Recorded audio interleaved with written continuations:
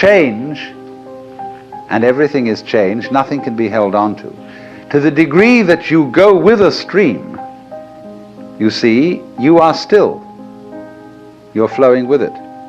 But to the degree you resist the stream, then you notice that the current is rushing past you and fighting with you. So swim with it. Go with it. And you're there. You're at rest. And this is, of course, particularly true when it comes to those moments when life really seems to be going to take us away. And the stream of change is going to swallow us completely. The moment of death. And we think, oh, this is it. This is the end.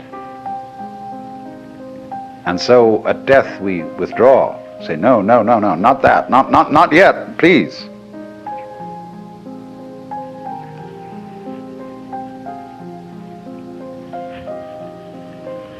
But actually, the whole problem is that there really is no other problem for human beings than to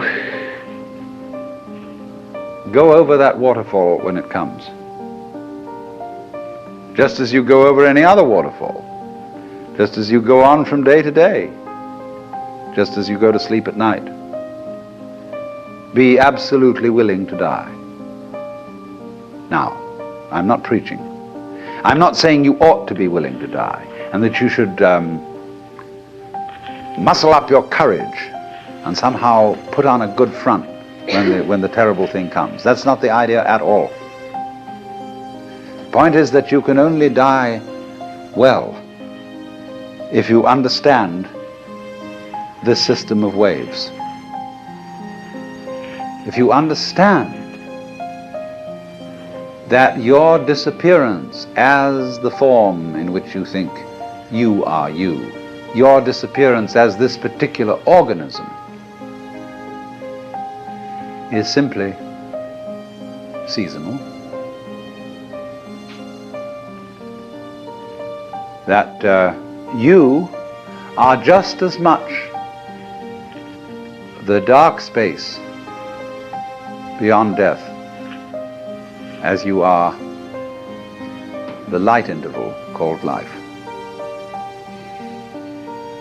These are just two sides of you,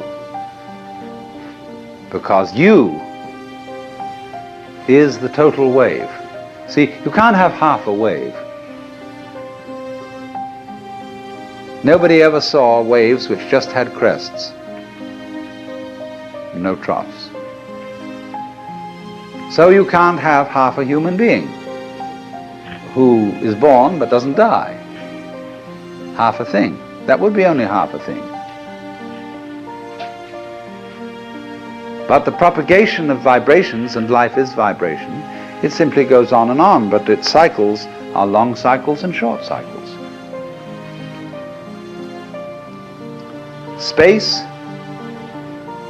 you see, is not just nothing.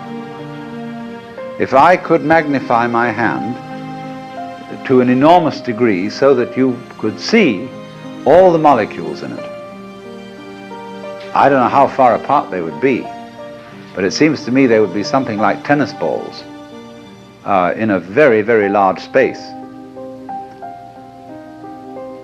And you'd look, when I move my hand like this, and say, for God's sake, look at all those tennis balls. They're all going together. Crazy. And there are no strings tying them together. Isn't that queer? No, but there's space going with them. And space is a function of, or it's an inseparable aspect of, whatever solids are in the space. That is the clue, probably, to what we mean by gravity. We don't know yet. So in the same way, when those marvelous sandpipers come around here, the little ones, while they're in the air flying, they have one mind. They move all together. When they alight on the mud, they become individuals and they go picking around for worms or something. But one click of the fingers and all those things are going zip into the air. They don't seem to have a leader. because they don't follow when they turn. They all turn together and go off in another direction. Amazing. But they're like the molecules in my hand. So then you see, here's the principle. When you don't resist change, I mean over-resist. I don't mean being flabby. When you don't resist change, you see that the changing world, which disappears like smoke, is no different from the nirvana world. Nirvana, as I said, means breathe out. Let go of the breath. So in the same way, don't resist change. It's all the same principle. So the Bodhisattva saves all beings, not by preaching sermons to them, but by showing them that they are delivered, they are liberated by the very fact of not being able to stop changing.